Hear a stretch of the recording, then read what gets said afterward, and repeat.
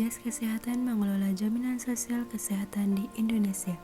Badan ini telah melalui serangkaian transformasi dalam sejarah panjang program jaminan sosial di Indonesia. Semua bermula dari gagasan Menteri Kesehatan Republik Indonesia Profesor G.A. Siwabesi untuk menyelenggarakan program asuransi kesehatan yang saat itu mulai diberlakukan di negara-negara maju. Akhirnya pada tanggal 15 Juli 1968 dikeluarkanlah keputusan Presiden nomor 230 tahun 1968 tentang peraturan pemeliharaan kesehatan pegawai negeri, penerima pensiun serta anggota keluarganya. Tanggal tersebut menjadi detik dimulainya perjalanan jaminan sosial kesehatan di Indonesia. Assalamualaikum warahmatullahi wabarakatuh. Perkenalkan, saya Hilma Elia Musfikoh dari Fakultas Ekonomi dan Bisnis Prodi Akuntansi Universitas Islam Syekh Yusuf Tangerang.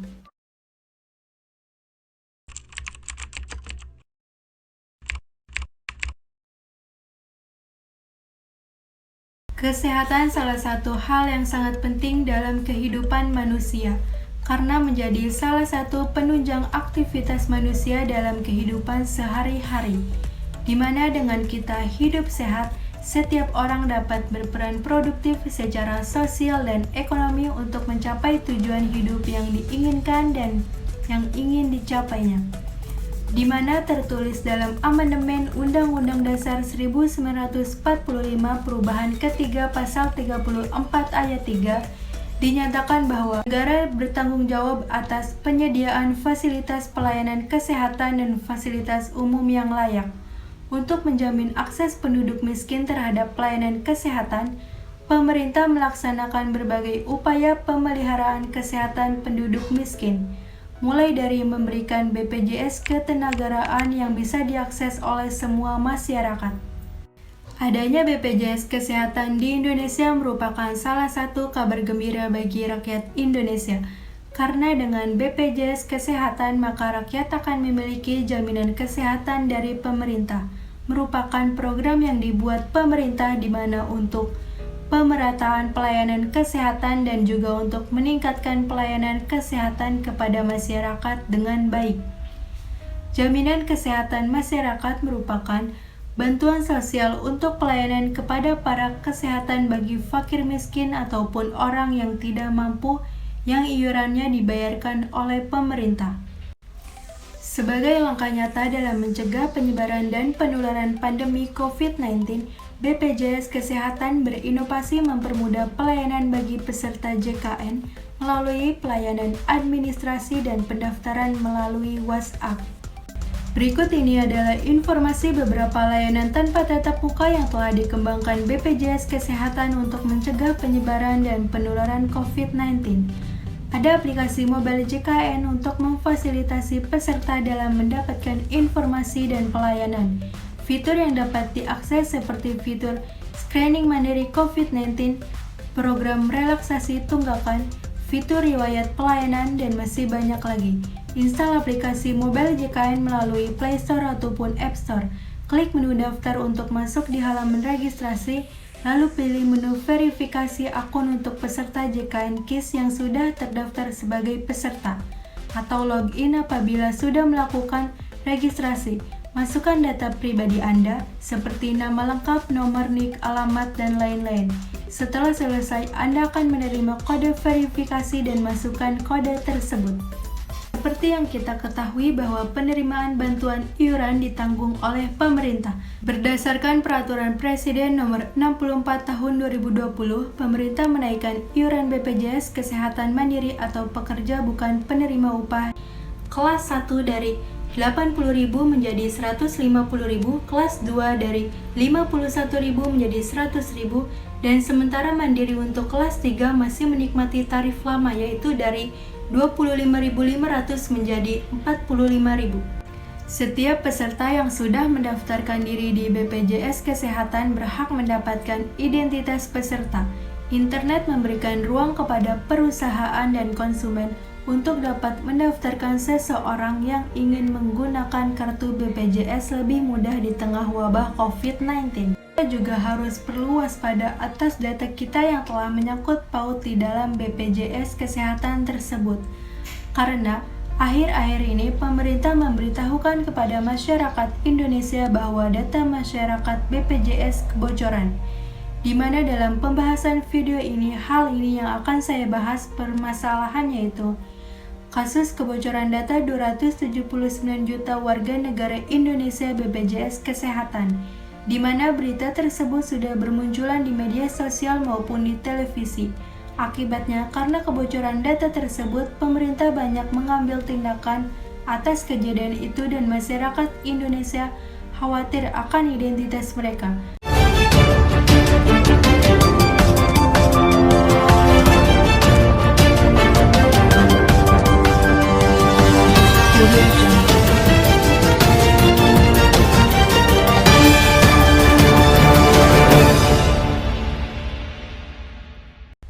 Kebocoran data kembali terjadi di tanah air 279 juta penduduk Indonesia yang diduga identik dengan data BPJS Kesehatan dijual di berbagai forum. Kebocoran data 279 juta warga negara Indonesia BPJS Kesehatan saat ini sedang bermasalah, di mana laporan ini menindaklanjuti dugaan kemiripan data peserta BPJS Kesehatan yang disebarkan pihak yang tidak bertanggung jawab. Kasus ini muncul pada Kamis 20 Mei 2021. BPJS langsung melakukan penanganan dugaan kebocoran data tersebut dan berkoordinasi dengan berbagai pihak. Ini merupakan kebocoran data yang sangat banyak dikhawatirkan. Kebocoran data ini berdampak negatif luas di banyak sektor, di mana salah satunya adalah data pribadi yang terkait dengan identitas diri, di antaranya ada alamat, NIK, tempat tanggal lahir, nomor rekening, hingga sidik jari. Khawatir jika identitas diri tersebut dipergunakan dengan tidak baik oleh seseorang. Kalau udah bocor kan bisa menyebar ke yang lain kan, apalagi kan sekarang data itu bisa nyebar dengan gampang, otomatis bisa nyambung ke pinjaman online yang sejenisnya dan seperti itu kan, karena itu sangat membahayakan dan riskan ya. Kekhawatirannya sih pada ke data pribadi saya ya Mbak ya, karena nomor NIK itu sekarang banyak disalahgunain, terutama untuk aplikasi-aplikasi pinjol. Saya sih ada khawatir banget ya, karena kenapa? Itu data pribadi kita, itu bisa diketahui dengan orang lain, karena itu sangat merugikan bagi diri kita. Dewan Badan Penyelenggara Kesehatan Negara BPJS mengatakan kebocoran data terhadap 279 juta warga negara Indonesia bisa berdampak pada keamanan nasional hingga kapitulasi sosial Indonesia. Seperti yang diungkapkan salah satu kominfo atas kebocoran data ini, bisa saja mengakibatkan dampak buruk bagi negara, yaitu diantaranya pertama, risiko terhadap keamanan sosial, di mana ini sebagian besar data kependudukan warga negara Indonesia termasuk TNI dan Polri.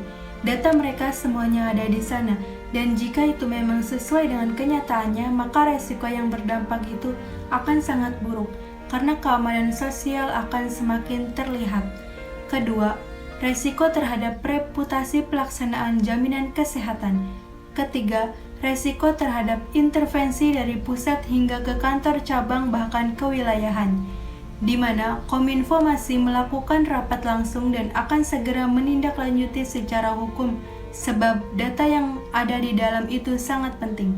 Bagaimana tanggung jawab pemerintah atas kebocoran data BPJS warga negara Indonesia? Dilakukan juga beberapa tindakan oleh pemerintah dan juga mitigasi terhadap hal-hal yang mengganggu keamanan. Data sampel yang ditemukan tidak berjumlah 1 juta seperti yang diklaim penjual, tetapi sebanyak 102 juta data.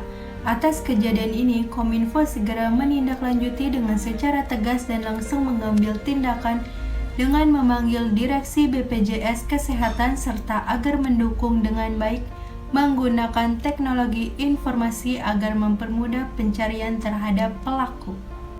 Bagaimana pelaksanaan perlindungan hukum terkait dengan peserta BPJS Kesehatan dalam mendapatkan pelayanan kesehatan? Setiap orang berhak dan wajib dalam mendapatkan jaminan kesehatan. Perlindungan sosial yang diselenggarakan oleh pemerintah dalam menjamin negaranya tersebut untuk memenuhi jaminan kesehatan pada dasarnya di mana yang tertuang dalam Deklarasi Universal tentang HAM Perserikatan Bangsa-Bangsa tahun 1948 pasal 25 ayat 1 menetapkan bahwa setiap orang berhak atas tingkat hidup yang memadai, kesehatan, dan menjamin hak asasi manusia. Di mana hak-hak jaminan kesehatan, di mana pelayanan kesehatan tidak dilakukan oleh BPJS langsung, tetapi dari penyelenggaraan pelayanan kesehatan. Jika ada pelanggaran terhadap jaminan kesehatan, itu merupakan tanggung jawab Badan Jaminan Kesehatan BPJS sebagaimana yang telah diperjanjikan oleh BPJS. Jika peserta BPJS ditolak oleh rumah sakit yang ingin dituju, maka diberikan perlindungan hukum di mana perlindungan tersebut diberikan kepada peserta untuk menyampaikan keluhan dan pelayanan yang telah diberikan oleh rumah sakit tersebut, serta diberikan informasi dan saran kepada hak peserta BPJS. Sekian informasi yang dapat saya sampaikan. Bila ada tutur kata yang tidak sopan dan kurang lebihnya mohon maaf. Wassalamualaikum warahmatullahi wabarakatuh.